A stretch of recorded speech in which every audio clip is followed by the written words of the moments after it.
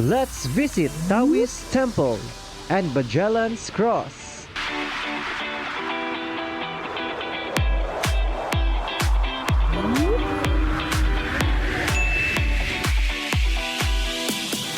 Hello and welcome back to the Life of Pierre channel. If you are new here, welcome. And if you are a returning viewer and find this channel valuable, please click the subscribe button and share this to your friends and family. Thank you for the huge favor and God bless. Now let's get back to the video. Previously on episode 9, we explored the beauty of the mountainscape of Cebu at Sirao Pictorial Garden and ate our lunch at Taps in the Top of Cebu restaurant, where you can enjoy the view overlooking the cityscape of Cebu while enjoying the food either on daytime or nighttime.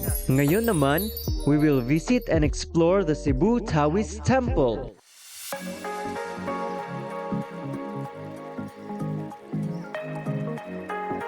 Built in 1972, the temple reflects the teachings of Taoism, promoting the philosophy of humility, piety, and a prosperous life. It is a testament to the deep commitment of Cebu's Chinese-Filipino community towards Taoism.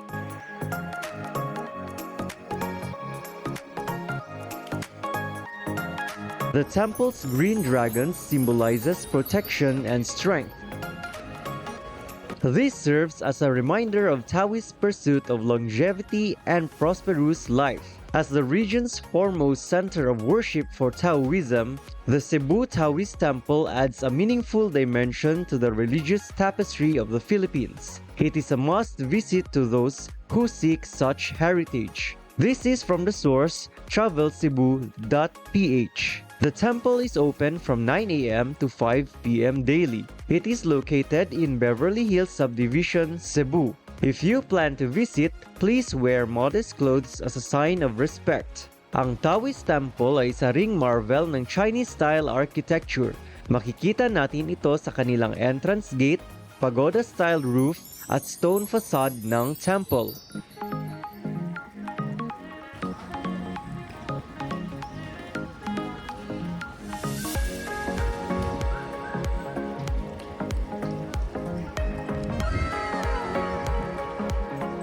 The temple also has a panoramic view of Cebu City, including downtown Cebu, Mactan, and Bohol Island.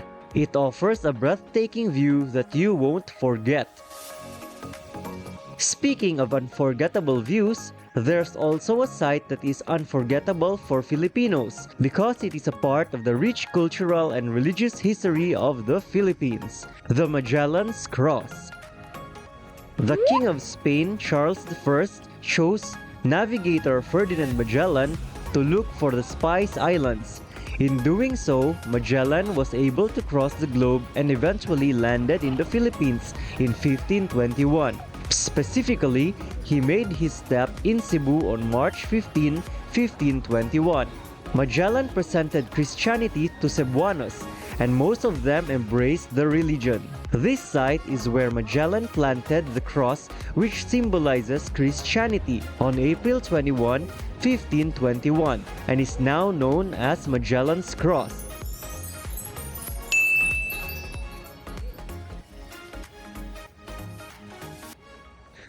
Thank you for being with us in our quick tour here at Taoist Temple and Magellan'S Cross. We will see you in our next video, and buy pasalubong from Island Souvenirs and Shamrock and go to a romantic place only here in Cebu. Thank you for watching and God bless.